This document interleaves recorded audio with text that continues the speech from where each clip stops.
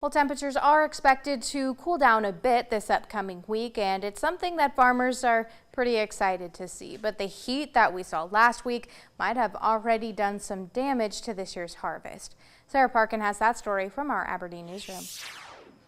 We're used to all kinds of extreme weather here in South Dakota. Just last week, temperatures in Aberdeen reached as high as 100 degrees, and Brown County is now in an abnormally dry drought condition. These conditions, however, might have come at exactly the wrong time for corn.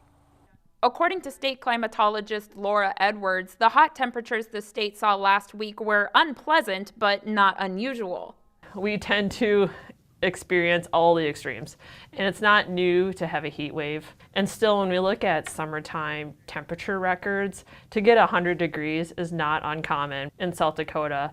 But for farmers, the combination of dry conditions and high temperatures could impact the pollen production of corn, which was at its peak these last few weeks. Brown County farmer Craig Shoneman says he thinks his crops pollinated just in time to avoid the high heat, but doesn't expect harvest to be exceptionally bountiful, especially if drought conditions continue to worsen. Personally, I would say we're not in a situation where we're going to have a bumper crop, but we're certainly, I think, at an average crop conditions currently. Now, if it continues, we may lose some of that.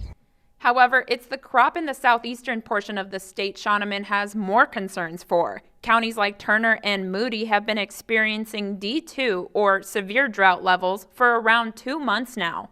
If you hit D2 for 4 or 5 weeks, you're in what I would call a serious situation. Shoneman says that farmers won't know if the weather conditions have impacted their corn harvest until much later in the season when yield checks begin next month. In Aberdeen, Sarah Parkin, Dakota News Now.